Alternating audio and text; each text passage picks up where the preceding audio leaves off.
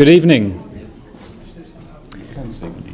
My name's Stanley Bill. I'm the lecturer in Polish Studies at Cambridge. Welcome to yet another Cambridge Polish Studies event. Cambridge Polish Studies is an initiative of the Department of Slavonic Studies at Cambridge.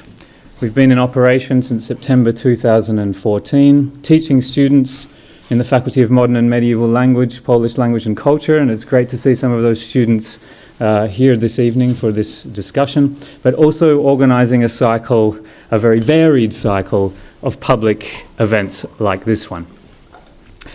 Tonight, perhaps the most pressing question facing Europe today. It's a very particular moment for freedom of movement in Europe, and of course in particular in the European Union. And this question will loom behind all of our conversations today, and in a certain point in the evening it will bring it into the foreground. After the refugee crisis, which reached its peak in the summer and continues, not necessarily in the news as it was in the summer, but certainly continues in Greece and elsewhere, and the much more recent terrorist attacks in Paris, we see doubt being thrown on the future of freedom of movement and the current migration policy in Europe. We see doubt being thrown on the future of Schengen, and we see doubt being thrown on this country's membership of the European Union.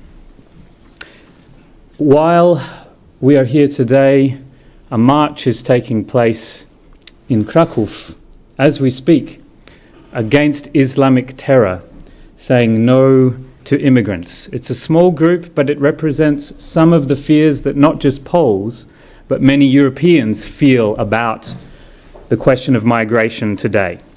The Polish government has stated that it will not take a quota of Syrian refugees without security guarantees. Again, Poland is not alone in this concern. But in the meantime, hundreds of thousands of Poles are living in this country and have made Britain their home. Most of them, though certainly not all of them, over the last decade. Where are they from? Why have they come? How have they fared? Where do they live? Where do they work? How well have they integrated? What kinds of challenges do they face? Do they feel u siebie, or at home, in the United Kingdom? How British are Britain's Poles, and what is their future in the current climate consuming not just this country, but all of Europe? These are some of the questions that we'll be examining in tonight's discussion. The questions that I have just mentioned are very broad, but it's important that throughout this discussion we pay close attention to the great diversity of Britain's very large Polish community. And this means that most of the questions require answers that distinguish between different groups within this community. And to some extent, we have those different groups represented in our panel here.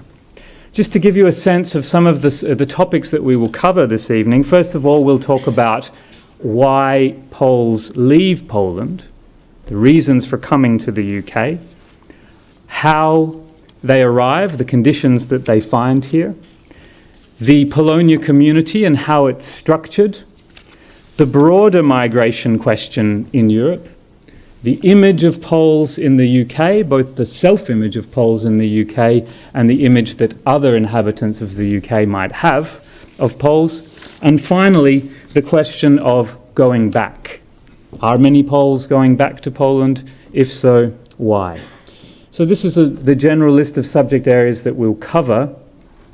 And to emphasize, we very much would like you to take part in this discussion. So our panelists here, who I'll introduce in just a moment, will lead the discussion, but at various points I will give you the opportunity to ask questions, make comments. In fact, at any point in the discussion, if you feel the need to make an intervention, please raise your hand or attract my attention in some way so that I can take note of it and come to you when an opportunity arises. We will see Maciek here has this wonderful piece of new technology. Rather than a roving cordless mic, we have what's it called? The catch box, which Maciek will throw at you. It is soft, and we might try to throw it to someone who indicates their confidence at catching it, and they could pass it to a neighbour rather than taking anyone by surprise. Okay, but we very much welcome your participation in this conversation. It's a crucially important part of the evening. To introduce our panelists, from the panelist sitting nearest to me, Tadeusz Stenzel is the Chair of Trustees of the Federation of Poles in Great Britain, an umbrella organisation representing over 60 Polish member organisations in the UK, and you may have seen his face on television or read his remarks in the British press on various subjects affecting the Polish community in this country. Then we have Ines Czajczyńska-da Costa, who is the Vice-Consul at the Embassy of one of the Vice-Consuls at the Embassy of the Republic of Poland in London, and she is particularly responsible for Polonia affairs in the UK. She holds a degree in international relations from the University of Wrocław and postgraduate qualifications in applied psychology. Then we have Jakub Krupa, who is the London correspondent for the Polish press agency. He holds a master's degree in European Studies from the London School of Economics and Political Science, and he's a regular contributor to British, Polish and Central European media on politics and public affairs. And finally, at the end of the table, we have Anne White, who is Professor of Polish Studies and Social and Political Science at University College London. Her primary research interests include migration in general and social change in Poland, as well as Polish migration. She's published widely on these subjects and on social change in post-Soviet Russia. So would you please join me in welcoming our four panelists.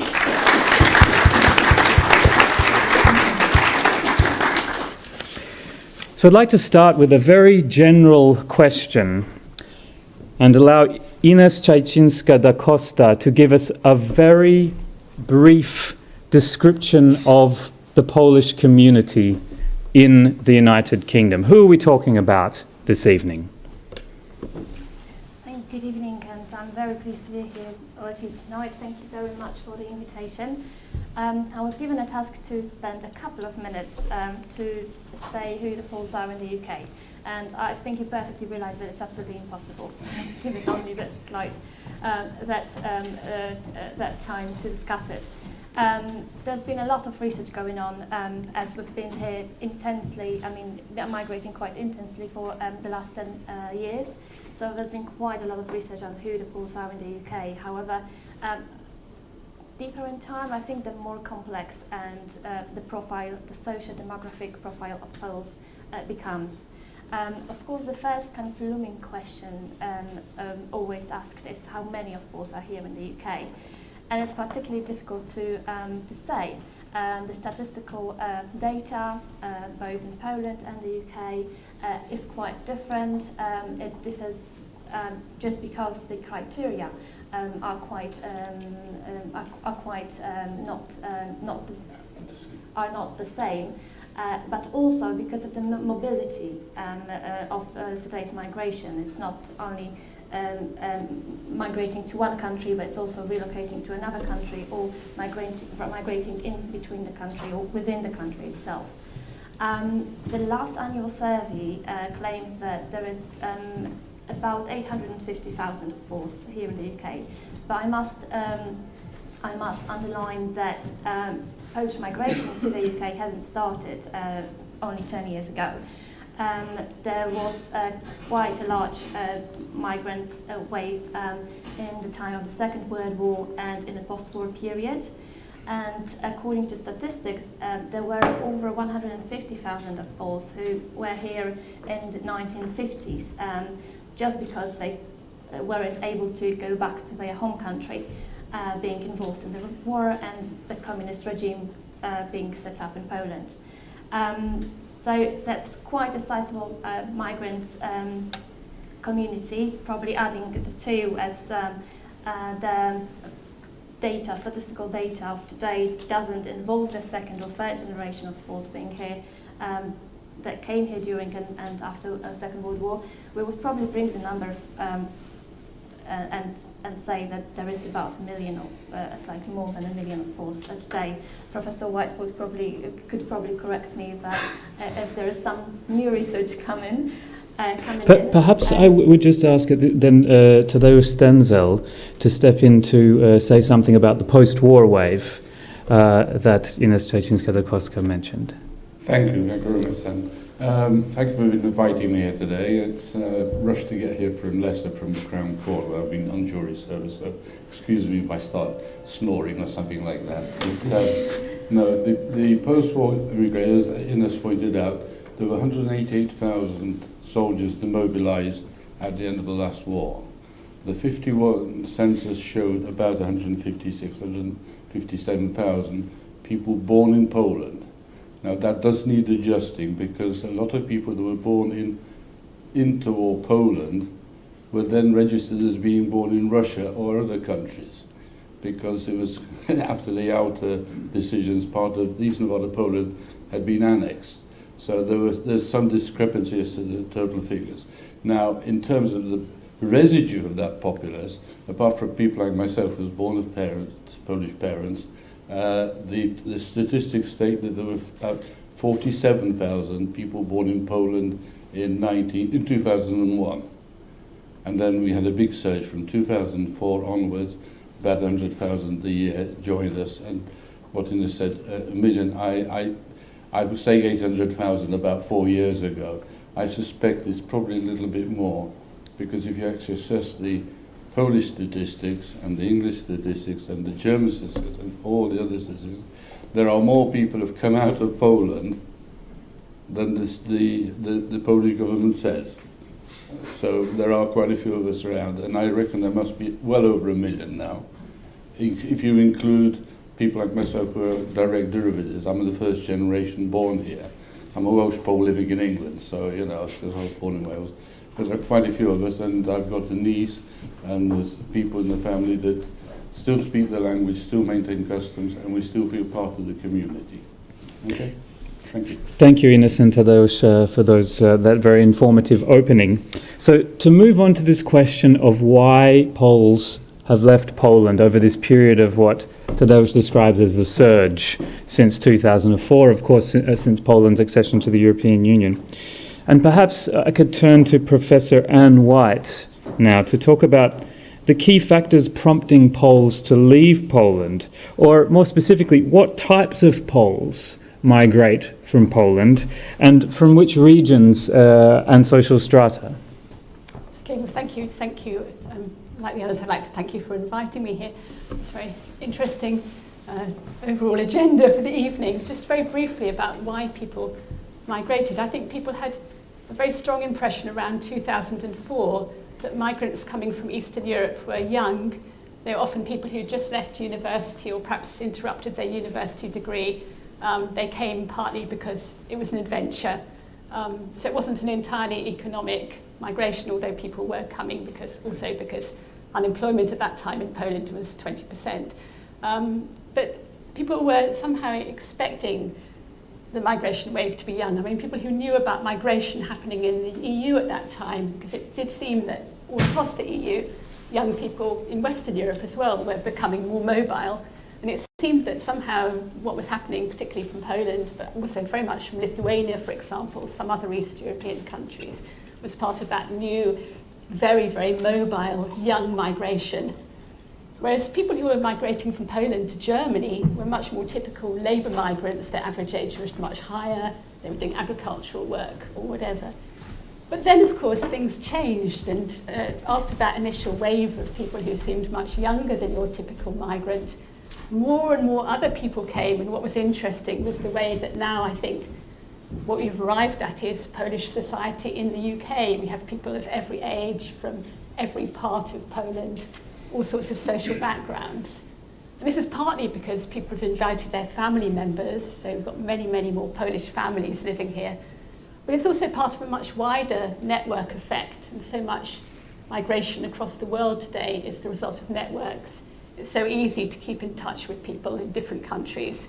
People can move so quickly because they can, for example, go and inspect the place where they might be going to live abroad and make up their mind very quickly whether it's the place for them. So people are just generally so much more mobile in terms of going to be with their family and friends in foreign countries. And these networks grow with enormous speed. And what's very interesting, if you look at Poland, is that whereas in 2004 there were regions of Poland that had very definite migration traditions, and in some cases like decades or even a century of migration to the United States, for example, but other places that didn't have much international migration, now you find international migration from all parts of Poland.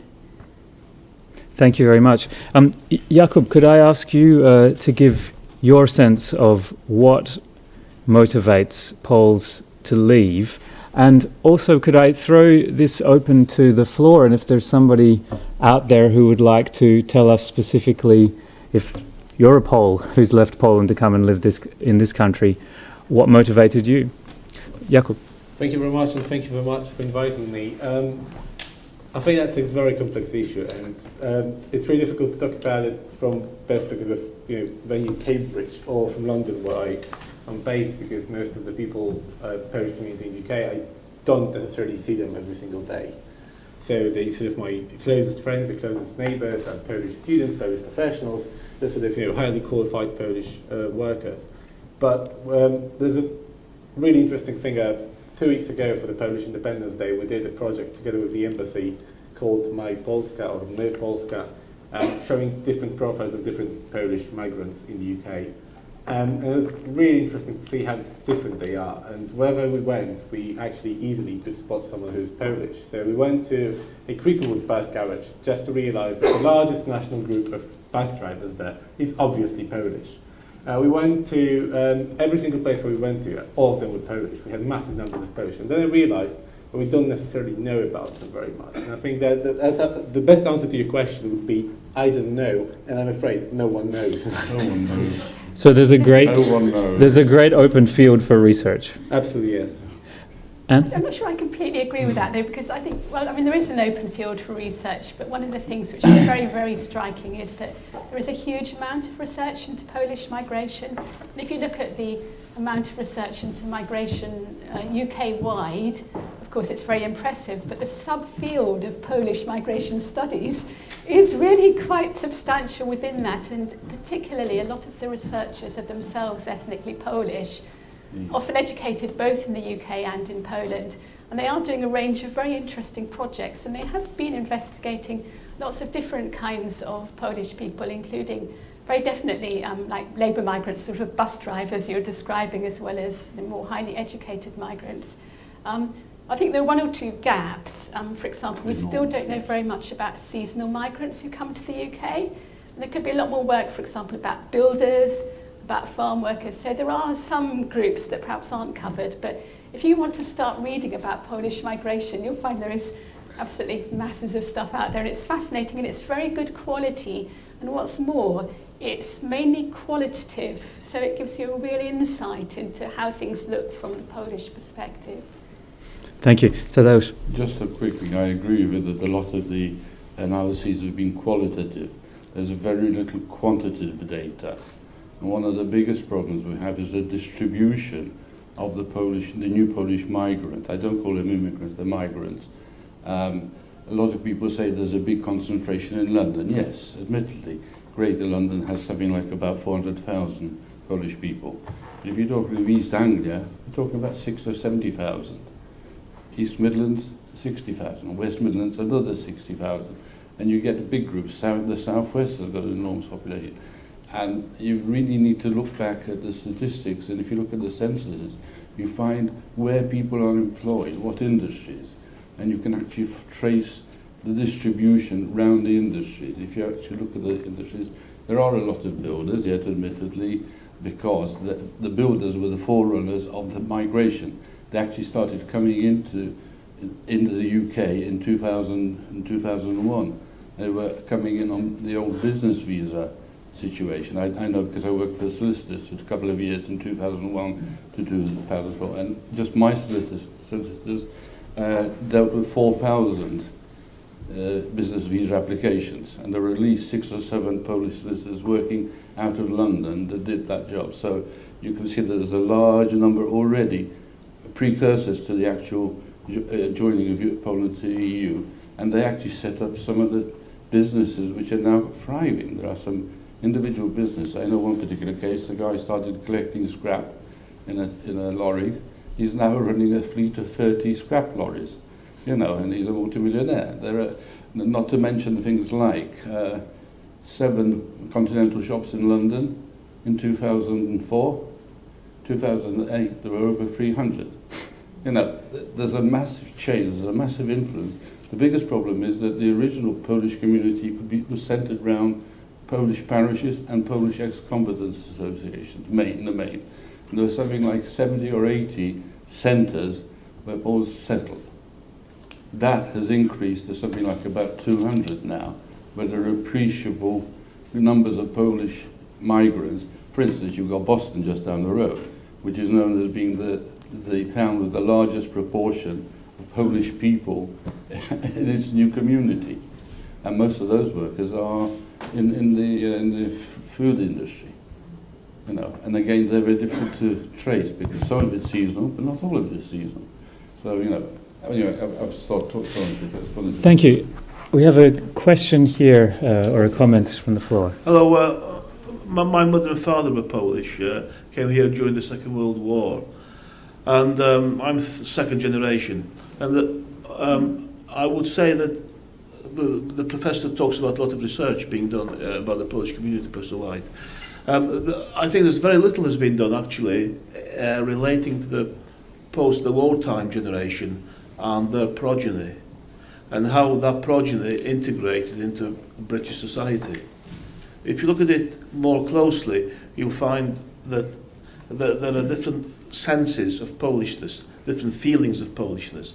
Some of the second generation and some of the first generation, for that matter, who were very young, who came to England, Britain, felt entirely Polish, felt that they were a sovereign part of Poland, in fact, as Janowska, you may know, mentioned. But some felt totally alienated and felt totally British. Some felt they were a hybrid of some sort. So there's a lot of, in my opinion, a lot of research to be done in determining different senses and sensibilities of Polishness, how Poles feel, be they second or third generation or the new Poles. And if I may say in a slightly technical term, there's a lot of work to be done in terms of collective memory, how different groups develop a collective memory within British society, and how they then develop, how that memory develops will develop in the coming generations. And I think not enough focus has been placed on the development and the research into the development of collective memory between different groups of Poles in Britain.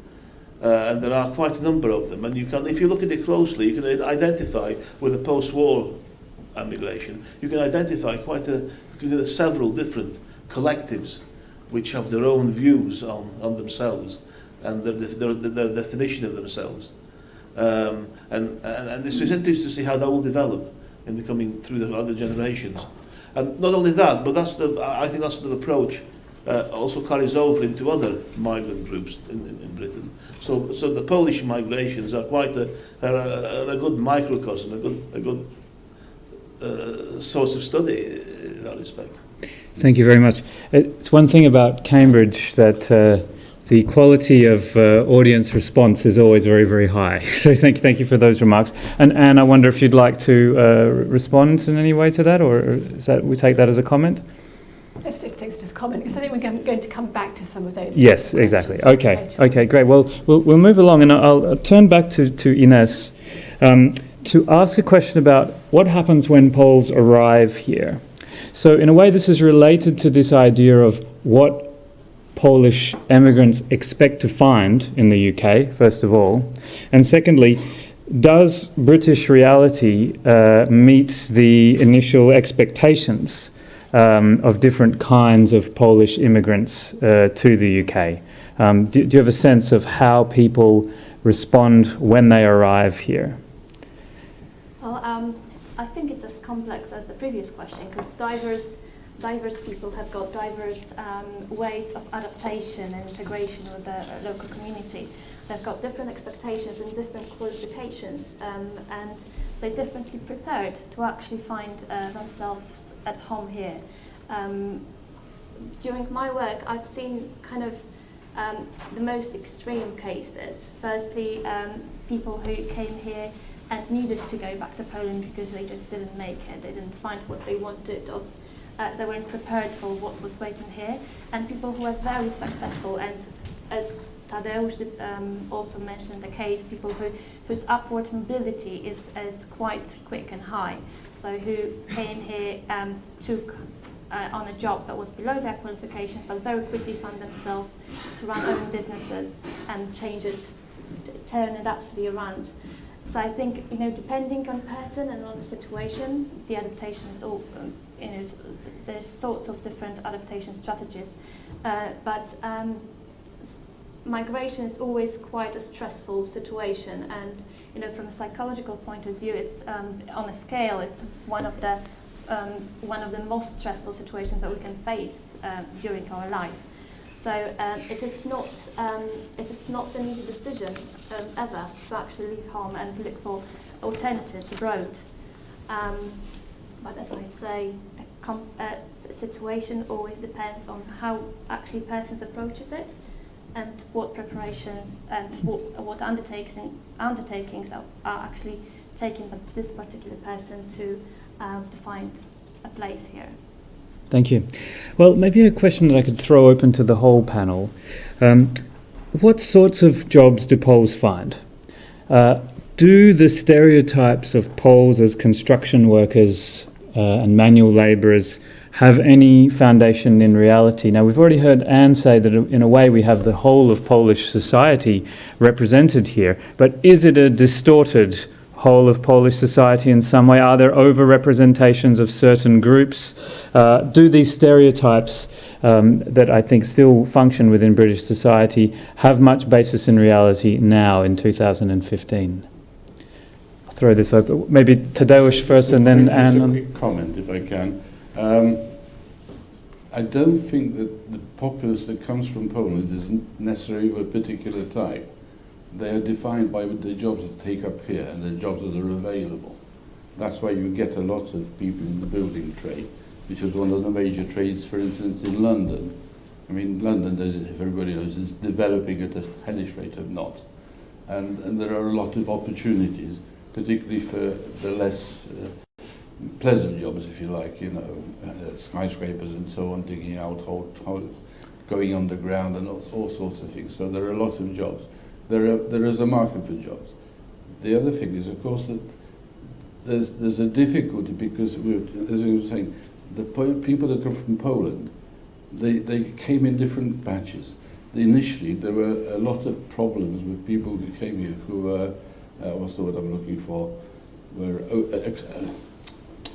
overused. They were actually exposed to dangers because they didn't understand what was happening in the country. They didn't really know the thing. And a lot of people arrived without any foreknowledge of what to expect. We as a federation did send out leaflets to Poland and publish documents before you set off, you know.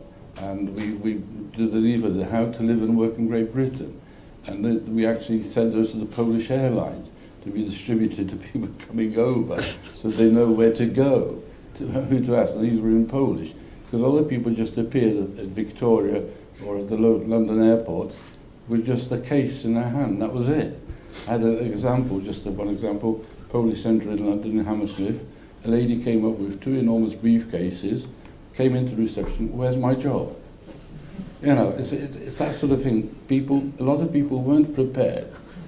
But as things progressed, and because a lot of the people were young and they're very computer orientated, there are a lot of fora on the internet, and people help themselves to information.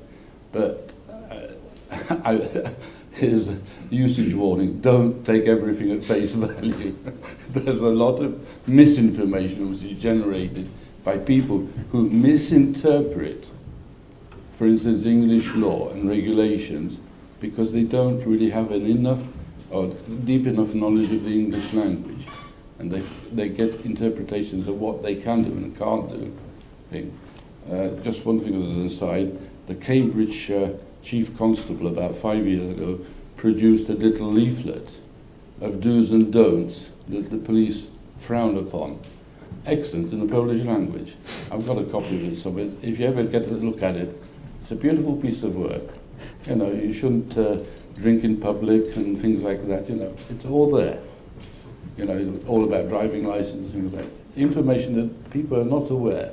And we're at the moment working in the Federation on another little leaflet that show Polish people their rights, but also emphasize their responsibilities, their civil responsibilities. A lot of people have brought over their responsibilities from Poland, which vary somewhat from the English approach to life. So there are certain, you know, rough edges that need to be smoothed out, and we're trying to do that in a sort of small way. Thank you. It sounds like that leaflet from the Cambridge Constabulary could be useful to all of us. In fact, I might try and get hold of it. For my students, we could read this as part of our Polish language work in class. Anne, I think you wanted to add something on this point. Okay, there are a lot of Polish builders and a lot of Polish cleaners. And as Tadeusz was saying, these are people who are not necessarily builders and cleaners in Poland. One of the things that I do is I teach English every week at a Polish Saturday school in Bath to Polish parents. And practically all of my women students are cleaners. And I've known some of these people for quite a long time. So I have quite a good sense of how people get stuck in cleaning and how difficult it is if you come as a middle-aged person from Poland who never learned English in Poland. And I think there are some people who are not socially mobile, and it is a language and confidence thing a lot. But at the same time, I think on the other hand, you do see a huge amount of social mobility. We've seen, well, Poles have been in the UK for a long time now. 10 years is a pretty long time. A lot of those people who came and did jobs that were definitely not, matching their qualifications have now moved on to much better jobs. Maybe, and a study has been recently done, which suggests that still overall, the educational level of Polish migrants is not really completely commensurate with the sort of jobs they're doing in the UK. But I think there's also another side to this, which is what people look for in a job, because though people often worry about downward social mobility of Polish migrants, all the same, people often go to a foreign country and they see that there are other things to a job besides just social status, and quite often I think this is simply reflecting a much wider trend in the world today, that people are open to the idea of changing job more often, doing things which seem interesting for a while and then doing something else. And so I think that sort of very static idea that you sort of move up in life from a good job to a better job is somehow not really very realistic anymore, and a lot of the studies of young Polish people suggest that, well, some studies suggest that they take precisely this attitude, that they are flexible. So I think that's another dimension to it. But as we keep on saying, it's very hard to generalise, really. Thank you very much. Before we just turn to a question from the audience, maybe I'll ask Jakub, who of course is a representative of the Polish community himself, who might contradict some of the stereotypes that some other inhabitants of the UK have about that community. Could you offer some perspectives on this? In general? Yeah. I mean, to be honest, it's funny because just yesterday, boiler broke in my house, and it was 11 p.m. in the evening, and frankly speaking, I tried calling 15 different people, all of them were Polish, who actually answered the phone. Googling that, obviously I was not looking for a Polish plumber, I was looking for a plumber, but the only one that actually picked up the phone was, hello, dzień dobry, and it's like, okay, thank you very much. And obviously sorted it out quickly. But I think it's important to say that, apart from that, we also have a highly qualified, brilliantly educated community in the UK as well, with more than 8,000 Polish students in the UK. There's a massive group of people who are actually entering the job market every single year with fantastic qualifications, going straight to managerial positions, or at least good positions in good companies and so on. I think it's important to remember that, because quite often we forget about that, just stressing these sort of workers or build this type of migrants, but indeed we have a massive group of students as well coming here and doing a really good job in their professional fields. So for example, I think there's an interesting division in one of the massive investment banks in the UK, which is not working particularly in Poland, but most of the people working in that particular department, and funnily enough, I think it's focused in Russia, not Poland. I mean, Poland is not included in that department. Most of them are Polish. And it's really interesting to see that many banks use Poles as sort of wider representatives of not only Poland or Central Europe, but basically everything east of Germany. So there's loads of Polish professionals also working on deals with China or deals with Japan, just because somehow some of the employers believe that Poles being east but civilized can deal with that. So that's the way they look at it, which is fairly weird, but that's the way what it is. Thank you for that. Could we have a question from the audience over here? Good evening. Like Tadeusz and the gentleman over there, I'm a second generation Pole. A point you made, Ines, you used the word stressful about Poles coming to this country. Would yourself and the panel agree that that process is probably made less stressful by the fact that there are already Polish communities set up, as Tadeusz mentioned, the Polish Catholic societies, the ex-combatants associations all have their own centres, community centres, buildings where Poles can just come in and join the community. They're not meeting on street corners. Would the panel agree that this has made things much easier for the Poles to come to this country and settle down in this country? And maybe it could be why they're not in a hurry to go back, because they settle down very quickly as well. Do you want me to go first? Okay. My knowledge suggests, or my information suggests, that there isn't a massive participation of the new migrant community linking it to the old communities. In terms of the church community, the statistics from the church itself suggest that less than 20% participate in church services, right, overall. Similarly, in terms of Polish Saturday schools, you're talking of about 18%, 15 to 18% of the children that are available or should be attending Saturday schools are actually attending Polish Saturday schools. Bearing in mind now that there's a bigger Polish birth rate in the UK than in Poland, we're talking of 20,000 new children born to Polish parents here in the UK every year. There's an enormous pressure building now in terms of education. And further, the 70 centres that I mentioned before tend to be, some of them are working very well and they're cooperating, and there is a big interface. I know Cambridge is one of the places where it does actually work quite well.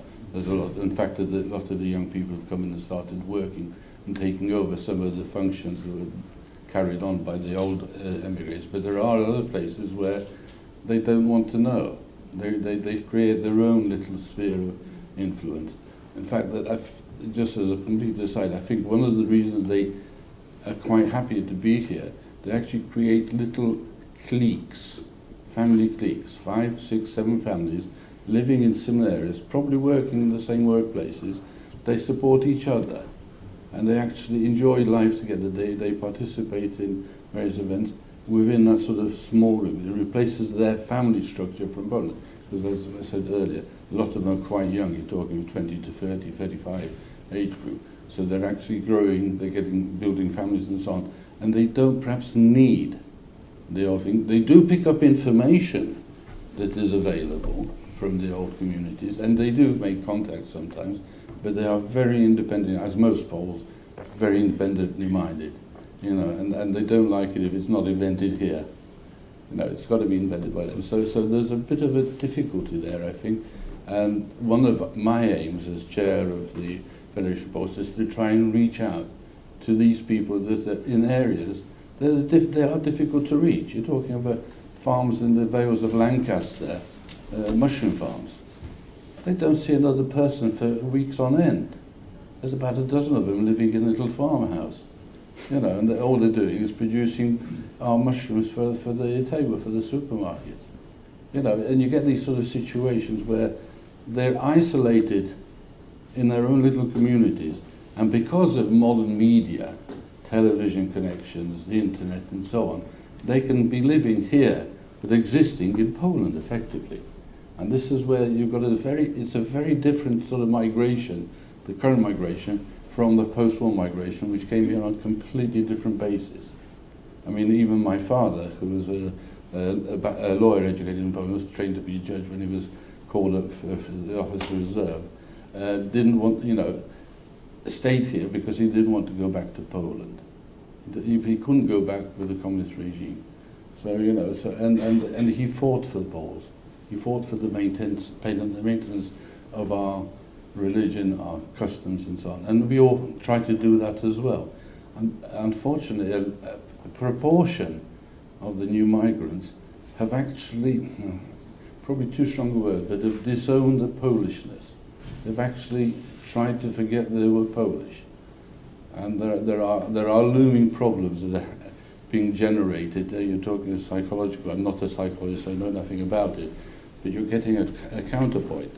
Children, Polish children, are being educated very highly in English schools, going through O-levels, A-levels, go to degree course and so on.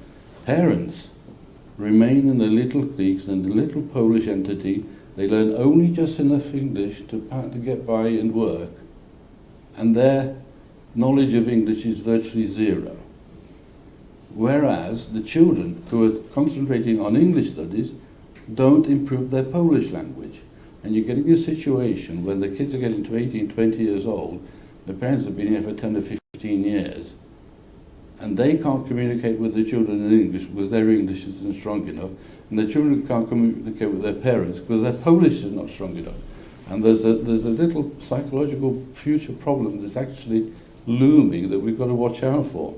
And I'm just sort of raising the flag, you know, we've got to be careful. And my Anne said that she actually teaches Polish parents to speak English. Yes? Yes. That's the thing we ought to be doing, and that's what we need to be pushing. We should have Saturday schools in Polish for the children and Saturday schools for English for the parents, just to get them in. I mean, I didn't speak a word of English until I was about a year and a half old. And then I went to a mixed kindergarten, and there was a bit of English. The teacher was half English, half Polish. So I picked up, I remember one thing I remember was the coronation. Watching the coronation on the screen about yay big. Crowd of kids sat round it with a big wooden box and a little screen like that. And there's the carriages and the horses going across the way. You know, fantastic. But anyway, that's a complete aside.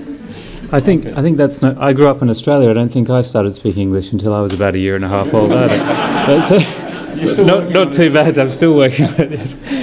Jakub, you wanted to say something in response to that question? Yeah, I mean, I just want to say precisely the same thing that we just heard. I mean, there's a massive problem with loads of Polish people coming to the UK and not connecting with the old community and not connecting to the old institutions, or quite often just saying that the old institutions are bad or not working properly, therefore just not using at all the resources they have. So if you go to the Polish Cultural Centre in Hammersmith, you'd have difficulties to find a young person being there, just except perhaps for lunch. That's perhaps the only thing they would do there. But in terms of all institutions based there, most of the people there are definitely not from the latest wave of immigrants. So I think there's a massive work that needs to be done here to sort of connect those people, to make sure that they actually know about the existence of each other and how they can use the sort of intergenerational dialogue to make sure that they can use the resources or the things that the older generation know about and the younger generation don't know about. In terms of problems with the language, I think that's true, but also in many places, I guess, it's not necessarily like that. I mean, for example, coming back to the bus driver in Cricklewood bus garage, as I mentioned, I mean, the one I visited, we had about 200 Polish bus drivers there, and most of them speak very little English. They speak sort of, you know, welcome, good morning, bus, doors, and something like that. But what struck me when I was talking to them about this, they all were sort of really committed to learning English as much as possible, despite living in Polish relationships, in Polish households and with Polish friends and so on. They all were desperate to learn as much English as possible in the shortest possible time. So I think there's also big work that we can do on that in terms of Polish organisations to make sure that they know where to go if they want to learn that. But definitely, so the idea that they should learn the language is there, and it's not always like that, but they don't want to learn English. Thank you. You talked about the unattractiveness of the old Polish organisations or institutions potentially to the younger generation of immigrants. So perhaps if I could turn to Ines or perhaps to Anne, what are the new organisations that are arising among the new generation of Polish immigrants? What is happening in the development of Polish civil society, let's say, in the UK? Okay, let me start with not all old organisations are dismissed by the Polish community, and there are some very positive examples as well. Just to touch on what you, sir, said just a minute ago, just to kind of, it was kind of directed to me as well. You started with saying, isn't it easier for them or less stressful when there are people already here? I think it's quite a right remark, because the networks, the social networks that Polish have already built here, being here for 10 years, I think they're quite supportive, and of course different attitudes and approaches, because some Poles distrust other Poles abroad as well. That happens too. But I think that in the beginning, 10 years ago, it was much more difficult because both social networks weren't, existing in such, weren't as wide as they are at the moment. With organisations, it is absolutely true what Tadeusz and Jakub said, that the engagement was expected to be much higher than it is. And there is a majority of Poles that stay beyond the organisations. I think they are there and they are very supportive if they are looked for. But for some people, strategy that they take abroad is first building their own life, engaging with with co-workers and getting busy with work, rather than looking for some engagement in the Polish community or in the local community. I hope that it changes with time, because I think that national identities and roots they are so deeply entrenched in us that we have a need of looking for them after a while. So I think more and more people will engage in the organizations, but a strategy needs to be taken for the organizations themselves to adapt to new circumstances as well. The old organizations are quite traditional, and they are, as Tadeusz also mentioned, they are adapting to new circumstances, preparing some leaflets for the newcomers and trying to reach more to the online community. So there are many ways in which they are trying to engage, but there is still a lot to be done, and it's never ideal. It's never that everyone participates and everyone wants to engage in work or organizations, beyond their own life and home. So we'll never get a 100% participation, but certainly a lot can be done to make the participation go higher. And as I mentioned, there are some very positive examples of cooperation between old organizations and new migrants that want to engage in the Polish community. For example, the Association of Polish Engineers that has longer than 70, has existed for more than 70 years, and is a very traditional organization. New professionals who came after 2004 started engaging with the organizations, and the generations that have led it for years have created space for them to actually create a new forum for new engineers who want to promote cooperation. As to the new organizations, I actually, I receive information kind of every month of some new organizations coming to life. So, the the engagement is growing, and it's growing not only in London. What kinds of organisations, may I ask? Well, the ones that are most known are the Polish Professionals, the Polish City Club, Poland Street, Polish Psychologists Associations. They're set up by Polish young professionals who target quite precise groups. So, for example, Polish City Club is gathering people who work in financial and banking sector. Polish Professionals gather people who come from different professional backgrounds.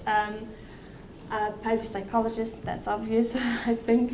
But also, many local organizations that aren't aimed at professionals, but more broadly coming to existence, being set up by teachers of Polish Saturday School, or someone engaging with the parish, or someone working in the local authorities and seeing prospects of engagement and cooperation between the Polish community and the local community. So loads of diverse ways to actually engage, and I can see it growing, but obviously not at the level that we would wish it happened. Thank you. We'll have to move on, and I'll come back to you, Jakub and Tadeusz, but I want to ask Anne about evidence for social mobility among Polish immigrants to the UK. Can you comment on? Didn't I, in a way, address that question before? We touched upon it. Yes, yeah. Do you have anything more that you can add? I mean, is this something that is clear from the evidence, or it's we can't generalize? Well, as I said, I think there is a problem of some people getting stuck, and I think that is partly because it's hard for people to access English language classes. There's much less provision than there was like sort of 10 years ago. Also, you just have to think about the migrant lifestyle, because people are coming and working in very difficult manual occupations like picking mushrooms or whatever. They're often working very long hours. It's very difficult for them, particularly if they've got family commitments, to actually access English language classes at convenient times. I think that is a substantial problem. But I think if you look at the sort of qualitative evidence about the qualitative studies of people's actual trajectories in the UK, but it is clear that a lot of people are moving on to more interesting jobs, so there is social mobility in that sense. Do these organisations like the Polish City Club, are they working towards increasing social mobility among? Is this part of what the idea of these organisations is?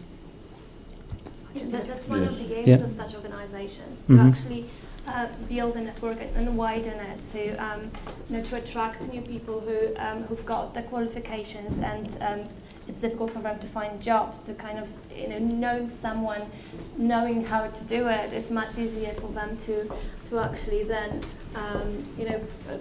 use the qualifications they've got. Jakub? Yeah, I just want to add up on that bit, but first I need to do that. That's a disclaimer. Whatever I'm going to say now, from now on, is not the official position of the Polish Press Agency.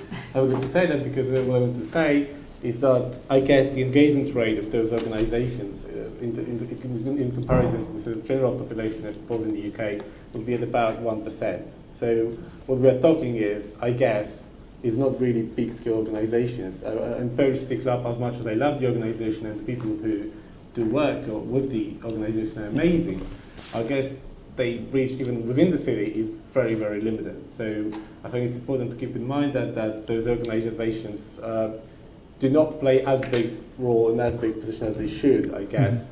So when we talk about promoting mobility and things like that within those organisations, I think they do a lot of that work without even knowing that they do it, and without being organised in a Polish City Club or something, because really, from my experience of engagement rate, that those organisations are minimal. Part of the problem, perhaps, is that those organisations are very classic in a way that you've got to be a member. Often to become a member, you've got to be confirmed by 2 or 3 or 4, whatever, other members. So I consider myself as someone who's highly engaged with the community, but it was really difficult for me to actually join some of those organisations because I didn't know the people. And if you don't know the people, you can't join the organisation, so you basically remain outside of the organisation. And I guess a lot of people would be less sort of committed to the idea of joining the organisation than I was. So at the end of the day, they would remain just outside, not being a member of that organisation. And partially, the answer to that would be cultural. I mean, in Poland, we don't have these sort of old tradition of memberships or members clubs. So people do not associate themselves with the idea of joining a club or something, organisation. They rather like it to be a sort of very loose connection, that you sort of support something, you like something on Facebook, but that's sort of it. I think especially with the latest wave of migrants to the UK, that's the case. I mean, they do like things on Facebook, they do comment things on Facebook, they do tweet about things, but they don't join organisations. So if we want to engage them, we need to make it as easy as possible, perhaps as easy as liking something on Facebook, literally, because otherwise they will never join the organisation and we will remain at this very low level of engagement, which I guess will be very difficult for the organisations and for the Polish community in general to sort of speak on the issues of big importance, as the A-level campaign earlier this year proved. I mean, initially we had massive problems to organise that campaign because no one actually knew where to go with the message, who to go to, which theoretically, having so many organisations would have been easy, but it wasn't. It was really difficult to actually organise that. So. I want to just quickly throw to the audience, if you don't mind, Anne, and we have a question out there. Could I just ask a quick question? Who actually speaks for this new migration publicly? Because the media misrepresents them and maligns them enormously. In Boston, we have demonstrations on the street, physical attacks against Poles because they don't like migrants. People in England stab Poles on the street. They burn Polish houses. They burn Polish cars. They burn Polish shops. And this is not reported at all. So, I mean, who actually sticks up for the Poles in this country? And if it's a Pakistani or a West Indian, then the press is in uproar, racialism. But if it's against the Poles, it seems to be that nobody speaks up for them. So I'd like to know, where is the voice of this million new immigrants to this country? I think this is a good opportunity then to change the tack actually to the image of Poles, both more broadly in British society, but also among the group of Polish immigrants to the country. But I would say just briefly that I think these incidents are reported. I mean, when there was this wave of attacks in Northern Ireland, for example, on Polish houses and so on, the BBC certainly paid attention to those attacks, but this is an interesting question whether they're underreported. Would anyone like to comment on that? Tadeusz? Can I comment on this? I agree with the points you made, but as they are actually quite a small number of individual cases, there have been situations where you've had the little boy shouting wolf, a little Polish boy shouting wolf, saying that he's been hard done by. And I've actually investigated quite a few matters where a Pole has been maltreated, and when the facts are known, it hasn't really been proven. Now, there are definite examples in Northern Ireland, yes, I agree with that. I, as the chairman of the Federation of Poles, which was an organization which was brought into life in 1947, to represent the voice of Poles, whose government in exile was not recognized after 1948, I believe, by the British government. We created the Polish Federation of Poles to represent the voice of the Polish people in the UK. And I remember attending an annual general meeting with about 400 delegates in London in about 1987. And there was a group of 30 people who were under 30 who said, this is old hat, this is no good, we've got to change it, we've got to start communicating and so on. It didn't work. I think there is a difficulty to get a representation for 1 million people that are completely disconnected. 800,000 new migrants living their own individual lives in small groups. It's almost impossible to connect with them. Unless there's a single topic that pulls them together, you won't get a response. One example of a big response was on the death of Pope John Paul II. The London people started tweeting or SMS texting messages around and we had a demonstration, a parade of over 20,000 people, just like that, on the left of and that came through with the federation, who contacted the local police, the Metropolitan Police, to allow that march to go on from Trafalgar Square to Westminster Abbey, towards Westminster Cathedral, in the evening with a candlelit procession. But that's a unique feature of Polish society. If there's something that binds us together, we all react, we all respond. The floods in Poland, we sent several million pounds of aid from England alone to support the people that were flooded out. So there are certain things which should pull us together, but unfortunately, to try and get people to come to a representative body is very difficult, especially if there aren't that many functioning organizations. Can I just go back to the previous point? There are several organizations which are now being formed locally, which are more as self-help centers, and they actually create an environment where they help Polish people with problems in all sorts of ways, in language teaching, in filling out CVs, applications, where to go for help and so on. I know of 2 or 3 centres. Nottingham is one, which is close to my home. They managed to get a big lottery fund of $250,000 to support the work once, and they've now got another 3-year grant of $250,000. Similar situation with a group in Southampton, a self-help group, partly organised by Polish people, but it's a mixture of Polish and English people, and they've generated a group, and they've also got a grant from the big lottery. One of my little aims is to try and get a big funding to actually start creating a bigger project for the Poles in the UK. Somebody mentioned that the Muslims have got representation and so on. We haven't had a single voice, but we tend to be, certainly the old migrants, the old immigration, we're very much, well, we'll carry on. As long as nobody counts on us, we're quite happy to do our own thing. We didn't actually want to be different, but we wanted to maintain our cultural identity. So we integrated very well. The current population don't feel the need to integrate. They're still living with the hope that within a few years they'll be back in Poland. But as time progresses, a great majority of them, something like 60%, are probably going to stay here until they've educated their children.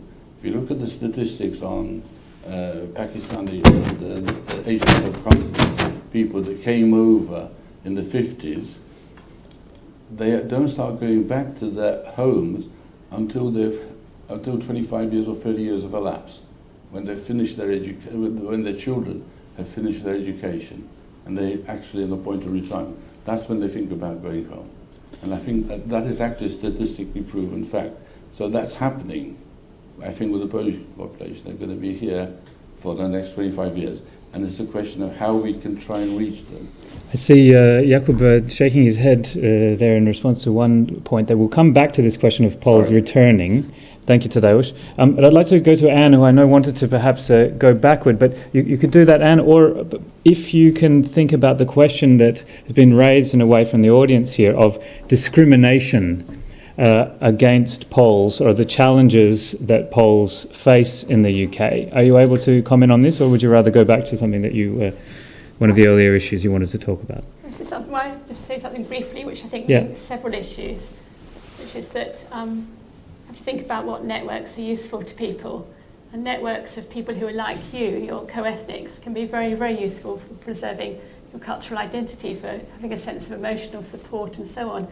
But to be integrated also means to be integrated structurally, to be able to use the services of the state in the country where you are.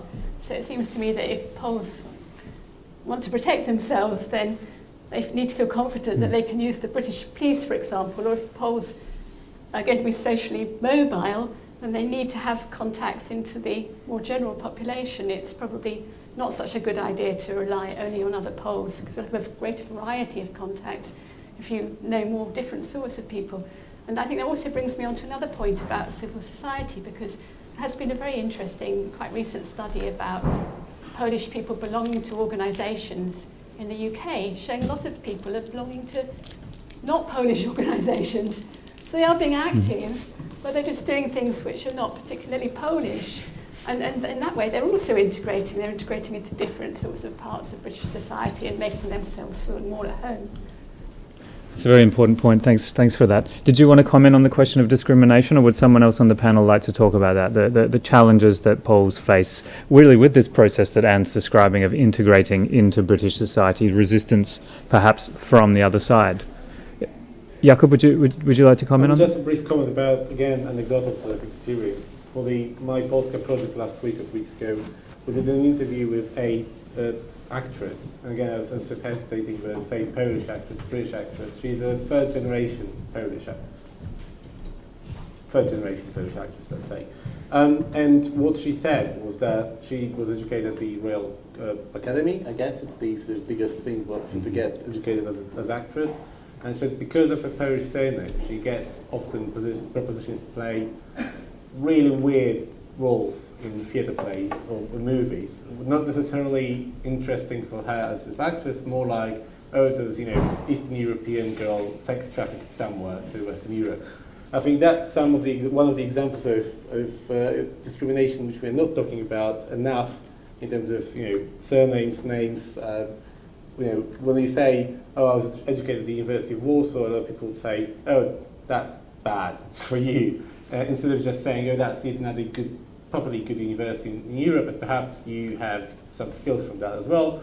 Often employers just dismiss Polish education, saying that's not worth anything. I mean, unless you were educated in the UK, we don't care. And I think these are sort of small examples we need to keep in mind when talking about discrimination. It's not only about sort of hardcore examples of discrimination, it's sort of this sort of soft discrimination as well.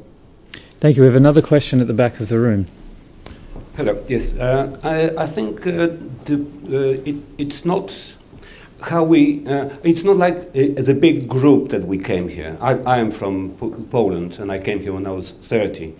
And there are those who come because they would like to stay for a couple of years. Those who have to stay, as those after the war, and after upheavals in Poland as well. And they were not able to stay in Poland. They had to go on, abroad. Immigration. I'm probably unusual in that sense that I did fall in love with an English girl. So I came here to create my home. So yeah, I'm a Pole who came here to create my home. I feel at home in my own country, in Poland, and I feel at home here. So I, in a sense, I assume I'm coming to stay forever at that time. Life is unpredictable, but it looks that way. That I'll be living both here and there. So I'll have two homes now, but it's fine. But I found interesting how do you pass your Polishness to your own children? I have two sons, and the older one, he every time I read him books. Which were English books when he was a small child. I would read them in Polish. Of course, I would translate. And he wasn't aware, and it was fine with him. Even assumed that name Lutosławski, which is my name, his name too, it's English name. What's wrong with this? I mean, it's like a normal English name. I said, fine. And a younger one, every time I read a book to him, which was English book, he would say, no Polish, English. The text is in English. And when he was 4 years old, he said, I want English name. I don't want to be called Lutosławski because it's a Polish name. So I said, well, tough luck. And from then onwards, for about a month, I called him Tough Luck. There's his name then, from now onwards. And I remember one evening he said, I don't want to be Tough Luck, I want to be Lutosławski. So there is a complex aspect of this too. And we used to go to a Polish club here in Cambridge as well. And they liked the idea that when you are Polish, you get a present at Christmas, on Christmas Eve. And because you are English at the same time, you get presents also on Boxing Day. So, they play this around. I think it's much easier in this world now to have both aspects. You can accept, you can grow, you can, in a sense, choose. After the war, it wasn't a choice. And so there are options. And I think the key element to those who come here is they have to understand their intentions. Why do they come? Do they come for 3 years? Do they come for 12 years? Do they want to have children and stay? Well, and their kids, they will have their own children. So are they going back in Poland and they will not see their grandchildren? It's a complex thing, and they often come with understanding, oh, it's only a couple of years, so I don't have to integrate into this. I don't care about this environment. And they grow isolated in their minds. And years pass by, and they are 80, and they are still didn't grow into this society. I think it's a big risk. Still, it's much easier now. And oddly enough, my youngest son now, he says, I wish I spoke Polish. I have to learn it now. Because he was absolutely not at that time. Now he wants to. And even his friends say, you're so Polish, you're so stubborn. So there is this sort of element as well. Thank you very much. We'll take that as a very interesting comment, and we'll move along because we're running a little short on time. Britain is a multicultural country. Poland is not. How do Polish immigrants who arrive here adapt to this very diverse social and cultural fabric? Is it something difficult? Is it something that they embrace? Of course, we're focusing here on not generalizing, so let's try to talk about the ways that different sections of the Polish community deal with that. Would anyone, Anne, I know you have some ideas about this from your research. Could you share those with us, or would? Yeah, I don't know. It is a very difficult topic. I think Poles do notice it. It's one of the most evident things when they come to the UK. I think nowadays Poland and the UK are actually very, very similar countries, very, very similar compared with how, for example, how they were in the 1980s or whatever. In many ways, life is really very similar, but on the other hand, it's the cultural, the ethnic diversity of the UK which stands out. So you have to react to it somehow as anybody coming into the UK from a country like Poland. But then I think after that, it becomes very difficult to generalise because for a start, people meet very different types of people, and there's some people who are in jobs where they're going to be making a lot of friends, or not necessarily friends, but they're going to be having quite a lot to do with people from various different ethnic groups and really getting to know them. And then there may be other people who are living, for example, just with a group of East European seasonal workers, for example, and don't really actually get to actually meet people who are from non-British backgrounds in the UK. Apart from the people in their immediate workplace, and therefore may have more preconceptions. But I don't know, because insofar as there is research, it tends to show that people have very different reactions. Some people are racist, some people are not racist, and I really don't want to go any further than that, I think. Thank you. Ines, would you be able to respond to that? I'm not sure if we've got some sort of lapel issue.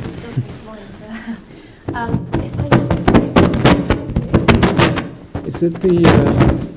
Well, I don't move anything. Yeah, you're only... Okay. Not Okay. me. Not sure where that's coming from. No? It's that one, I think. Is it better? Put it on the floor and kick it. It's still happening, yes. Hello, it's on this one. If I just could very quickly go back to the Belfast questions, I don't think that Sir received any Sure. explanation on that. Just wanted to mention that Belfast case wasn't left. It was a Polish ambassador who went to Belfast to Ireland a couple of times. A consul general that took over and took care of the cases, of the contacts with services there in place, with police and social services, and was helping out and assisting the families that were affected, and also Polish Embassy reacting to negative media coverage on those cases and expressing its attitude towards them. So just to explain that it wasn't left, I know that you probably meant a little bit of what the organizations did, but I just need to mention that the case was also tackled by us, and any discrimination case that we are getting receives its response. With adaptation processes, I think I think the comment of the gentleman there is very precious as to this topic as well, of the Polishness. I know. I very often talk to migrants that came here in the war and post-war period, and they adopted very differently, as you mentioned before as well. Some of them speak English only, some of them speak Polish, their children and their grandchildren speak Polish, and the stories they tell is the ones that do speak Polish, although they are second, third, fourth generation, parents there were sending them to Polish schools, Polish community centres, and of course English schools that they were attending every single day. After going back home, parents were saying, okay, once you're at home, you speak Polish now. Beyond home, we speak English and we integrate with the society. And that kept them speaking English. And I meet people like that who I would never ever tell, by their accent, that they have lived here all their life and they were born here. Just because there was some discipline and some respect and a lot of work from their parents to actually keep that Polishness in them. So of course, various ways of adaptation now are welcomed by the new generation. As Tadeusz mentioned before, there are around 19,000 to 20,000 Polish school children in Polish community schools. They are, of course, an extra obligation because pupils there go to schools every Saturday, which is, in addition to their Monday to Friday schedule. But it is a way of actually, cultivating their identity and knowing their roots. Because what you also mentioned, sir, about about they are being in temporarily here. I think it's one of the characteristics of this migration that they actually have not decided yet how long they are staying here. Many of them do know that they intend on staying, but it remains an open question. And this kind of lack of decision on that probably also influences how they integrate and how they adapt to the circumstances here. Thank you very much. We're really running short of time, so I'm going to move on to the next subject area, which is broadening the conversation to the European migration question in general.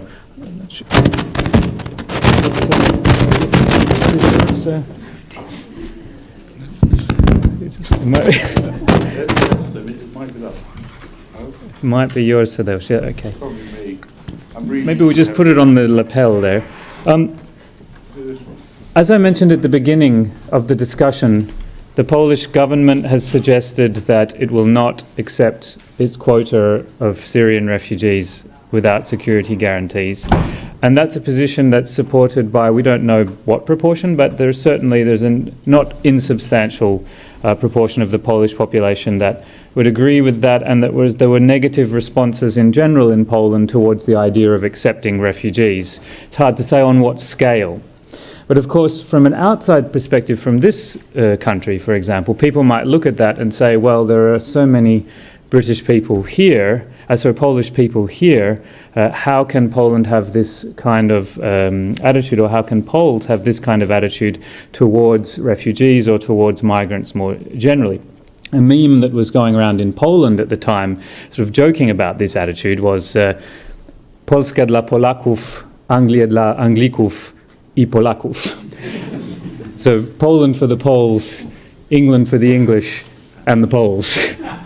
To sort of parody this kind of attitude. I wonder, Jakub, could you maybe comment on what your perception, it's a controversial question of course, what your perception of the scale of this fear of the other, or the fear of migrants or refugees, in fact, in this case, in Poland, and perhaps explain what your sense of the reasons for this might be, because there is a sense in this debate that Central and Eastern Europe in general is demonized, and in some ways that covers up the inadequacies of the broader European response. So it's important to talk about where Central and Eastern European countries and societies are coming from, if it's the case that this is the way that people feel. Could you shed some light on that, Jakub?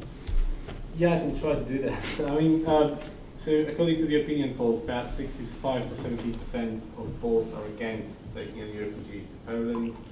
And I guess partially the problem is also connected to the fact that we had elections quite recently.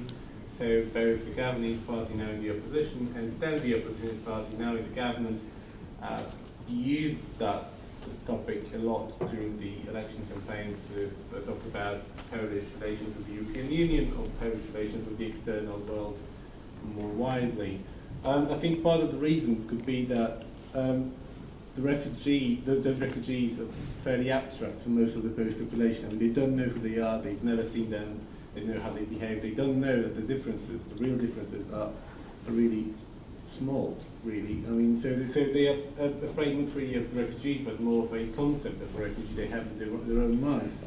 And partially because neither government nor the opposition nor no one else decided to sort of teach them about who are the refugees and sort of discuss that responsibly in the media, with partially media to blame for that as well. I think that's the reason why we have this sort of sentiment in Poland at the moment. But Poland's not alone in that, which is, I'm not sure that's a very sort of good thing or bad thing, but Poland is not alone in that. There's a wider sort of camp of anti-refugees countries in Europe, especially in Central Eastern Europe, which sort of proves the point that they just don't know who those people are. The Muslim communities in those countries are marginal, I would say, so they just don't know what they're talking about, and lack of sort of responsible public debate about it makes it extremely easy to hijack the topic for some sort of more radical groups or parties. Again, it's a general question that might be difficult to answer, and I'll throw it open perhaps to Tadeusz or Jakub can continue, or anyone else on the panel, of whether there might be a difference between the views of Poles living in the UK and Poles in Poland on this sort of question. If we follow on from where Jakub's taking us, that it's about a lack of experience with groups that are culturally different, then perhaps we might assume that Poles in the UK might have some different perspectives. Tadeusz, would you have any? It's interesting historically that Poland had a lot of mixed cities in pre-war Poland or interwar Poland, where they had cities that were 1/3 Jewish, 1/3 Polish, 1/3 Russian or Ukrainian. There were a lot of multinational cities, particularly in the eastern part of Poland. Poland has always accepted other people very openly. There's not been a problem. But you have to go back to this 1760, 1683 or whatever, when there was a big battle, which was led by a Polish king at the time, Jan III Sobieski, who actually repelled the hordes of the Ottoman Empire, which was trying to take over Europe and influence the communities of the Christian countries directly. They were trying to take over. I suspect there may be some residual element. It may be a silly sort of proposal, but I think there's a resistance against that. It's not silly. Some of the demonstrations against migrants have taken Jan III Sobieski, the 1683 battle, as their symbol. I do realise that happens, but I don't want to go along this the year. nationalist route, which is a bit more right-wing than even that. But I think there's a fear. I don't think. First of all, I'm surprised at the Polish government, because I can't imagine many people from Syria would want to actually settle in Poland because they might not get a job. So I'm a bit sort of sceptical of the whole attitude there. But I think it's a more general attitude in terms of a fear of being converted from what they're used to, being influenced more strongly. They see what's happening in the Western European countries. They see what's happening in France. They see what's happening in the UK. There are big areas of I shouldn't say this, but perhaps it's not particularly correct, but there are no-go areas that are being created in some of our cities here in the UK, which have been effectively blocked out. So they are restricted. There's one area I know in this city, I won't quote this name, where there's only one entrance into a quarter of a square mile and only one exit, and it's the same one.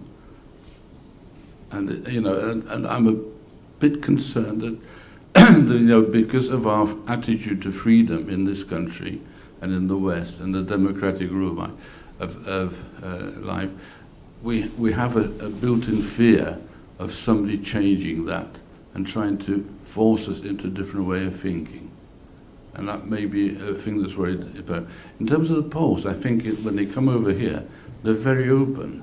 They're probably more involved with the other minority ethnic communities than most of us indigenous Poles.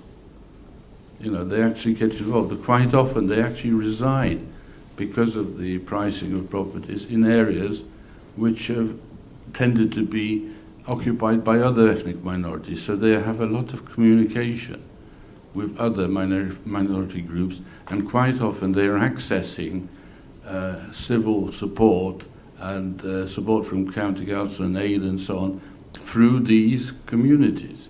They're actually gaining access to what they want by getting in touch with the Hindu or the Sikh community or what have you, and actually cooperating with them in joint funding ventures. So there's lots of things like that happening. So I think that the Poles that have come over here have actually taken on board the idea of multiculturalism and so on much more openly than the Poles in Poland. But then again, you've got to bear in mind that the majority of the people that have come over here are very young, or relatively young, and they are very open to all sorts of influences. They've had a reduction in terms of their parental influences from their homes from which they've come. They suddenly find themselves, it's like me, when I went to study in London, I was suddenly free of the shackles of my parents, and I could do things which my parents probably would have frowned upon. But it's that sort of attitude. They've got a freedom, and they are more receptive to different approaches, different people, different communities. So I think, answering the question you made, I think the people are much more open, Poles here in this country are much more open to different cultures than the people in Poland. And there is this background of fear which was definitely used as a political football, I think. And one other thing, in terms of fighting, as our friend said, we did have a campaign of the Federation of Poles about 7 years ago against the Daily Mail, because in a year, I think my friend was looking at it, found about 1,500 articles, all derogatory in terms of the Poles. We sent the whole application to the Press Commission, and of course the Press Commission returned it to us saying, well, we can't take any notice of this because it doesn't address people individually. So it wasn't, they were just quoting the Poles, not individual names of Poles, so they couldn't actually do anything about it, surprisingly enough. But that's the way it was. We actually fight, we still do fight against various things that do go on. I do a lot of background work. I'm in touch with the Metropolitan Police, for instance, in London. I communicate with ethnic groups in various counties and so on. So there's a lot of work that's being done, how should I say it, not openly. But we don't want to rock the boat necessarily. We don't want to create, and one of the biggest problems we have is there are certain groups who may be politically motivated, amongst the Polish people as well, who actually utilize certain events to promote their own little cliquey approach to life. There are some extreme views on both the right and the left, and they are probably more extreme than even in Poland, because they've got a freedom to actually express themselves here in the UK. So there are lots of little things that we've got to be extremely careful. Quite often by reacting to something, we can cause more problems or even advertise it more than we need to. So I'm a bit, keep it down. Thank you very much, Tadeusz. We can turn to one last question from the floor, and then we'll conclude very briefly on the question of Poles returning to Poland. Thanks for your patience. I just wanted to add to the last reflection that I think as much as this kind of Polish, there is a certain aspect of Polish people dealing with the kind of idea of refugees moving in, because I think the national identity is being at risk.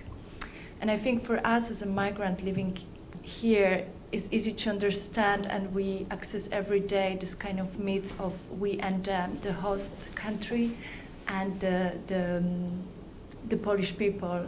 So I just wanted to add that to this kind of multi-aspects of perceiving refugees, there is a very important one, by my opinion, that is the stream of media stream and internet that for many years, I think, represent this kind of countries of, let's say, third world in a kind of barbaric way. Yes, we think they are not civilized, and I think this is very, very important aspect to understand, that we cannot put, because there is religion aspect in that as well that we fear, so that might shake our factor of our national identity as a Catholic. So I think this is a very important point to understand, that this representation is wrong, by my opinion. Is not full, and is not even represented by them, but by the kind of West point of view on the East. They didn't have a chance to represent themselves.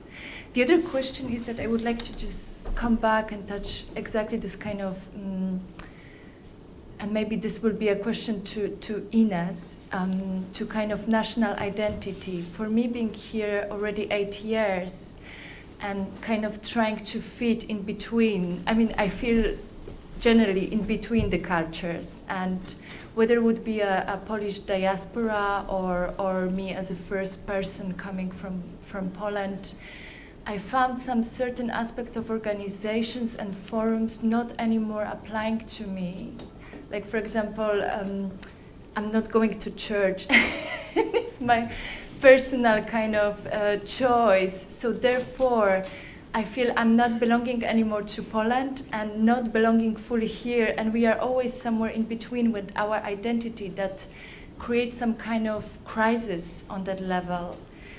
And so therefore my question, I would like to hear your opinion generally about this subject, but also, is there any organization or any forum or any kind of papers or materials that bring that case of, because I think personally we all kind of lose the sense of kind of belonging or feeling in between a space, kind of in a third space in between cultures. And sorry, I'll thank you very much for those fascinating questions. We're running very short on time. In fact, we should have finished 8 minutes ago.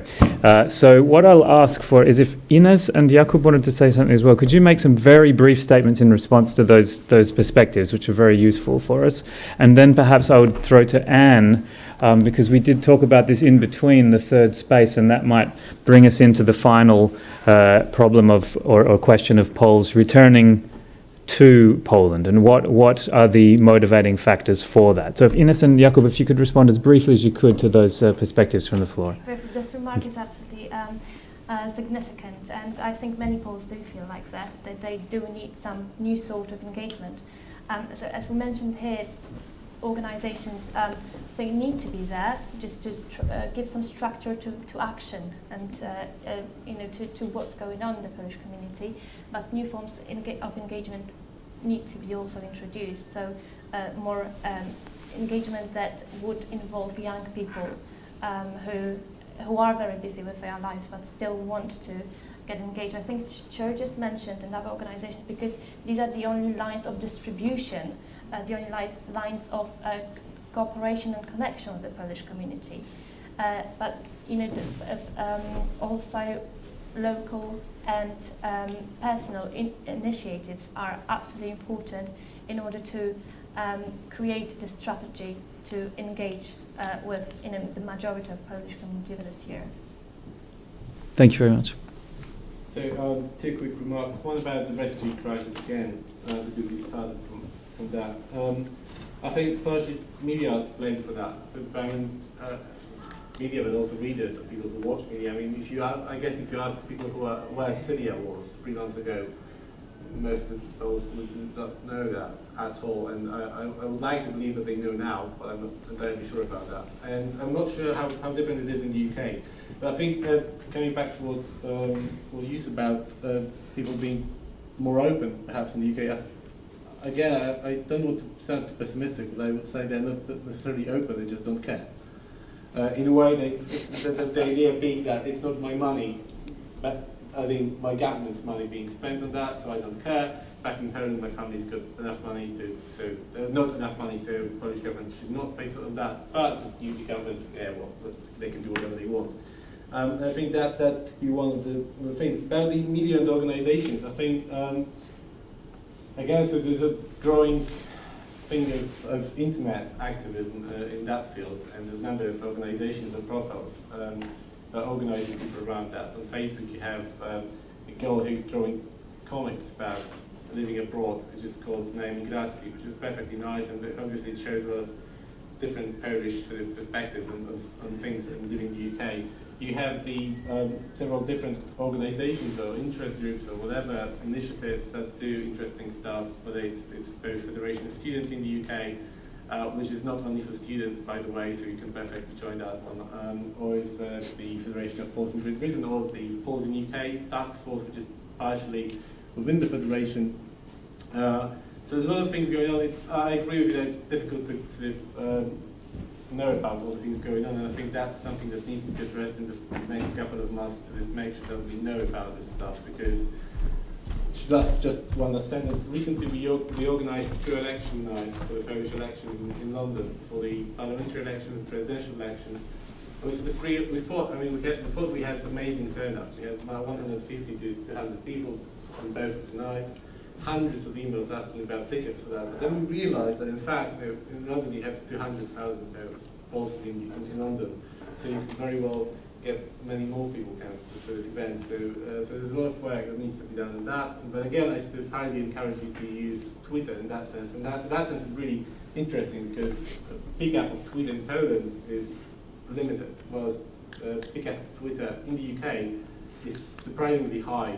And Polish community in the UK tends to use Twitter, and they use it actively to ask MPs about stuff, to ask people about stuff, to ask editors about stuff, journalists about stuff connected to Poland.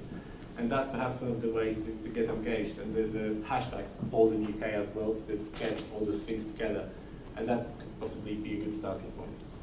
Thank you very much. So to conclude, Anne, why do Poles go back to Poland, and what happens when they get there?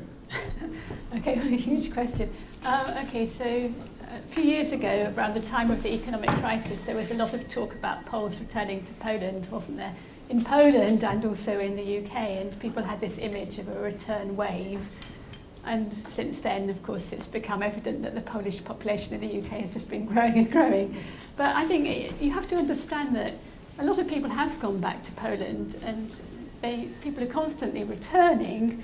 Earlier on, people were talking about how people were just sort of milling around and mobile, not necessarily knowing how long they'd be in each place, and people certainly come to the UK for a few years, go back to Poland expecting to only be there for a few years and then not knowing what's going to happen after that. So there's that kind of mobility. But I think also it's quite interesting is the way people do things unexpectedly. I think there are also people who return to Poland thinking it's going to be permanent, and then they change their minds. And I actually did some research about this, and I looked at Polish surveys showing just what a high proportion of people going back to Poland were open to the idea of returning abroad again. But then also there are people who go, and you can see that they actually mean to stay, but they find that for various reasons they can't. And I think it's commonplace across all migrant groups. People often go back for emotional reasons, so they go back to the place where they came from, or they go back because they've completed a plan, so people come here to earn some money for something, they go back to their hometown. But where they go back to is very important. So far we've been talking about how diverse the Polish population is here, but we keep talking about Poland as if it was one place. But Poland is just so many places, and people can go back to Warsaw or Poznan or Wrocław or get a wonderful job. But if they're going back for emotional reasons to a small town where there's very high unemployment, chances are that they won't actually be able to make a living there, and so they come back again. In fact, I also did some work amongst people I christened double return migrants. So they're people who return to Poland, but they think, oh, I really want to return to the UK, and return is a word you use about the place that you're missing. Going to Poland makes them realise that their home is in the UK. And what's interesting is that some of these people, having returned, as it were, twice, once to Poland and once to the UK, then become very definite they want to settle in the UK. So return is a complex phenomenon, I think. Thank you very much. There's so much more we could talk about. We knew we would have far more material than we could ever cover, but we do need to bring the evening to a close. So thank you very much for attending this discussion. Could you please join me in thanking Tadeusz Stenzel, Ines Czajczyńska-da Costa, Jakub Krupa, and Anne White.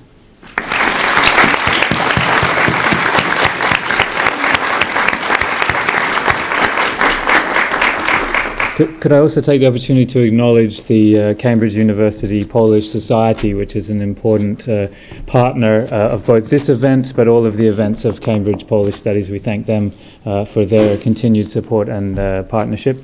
And just to briefly mention the next event in the series of Cambridge Polish Studies events, which will be on January 27th, we'll be hosting the former Finance Minister and Deputy Prime Minister of Poland, Leszek Balcerowicz, the author of the shock therapy reforms, so-called, that brought the Polish economy from the command-planned economy into a capitalist economy, and in some ways one of the co-authors of Poland's success, although a controversial figure, not everybody agrees. We'll have the opportunity to talk to him on January 27th.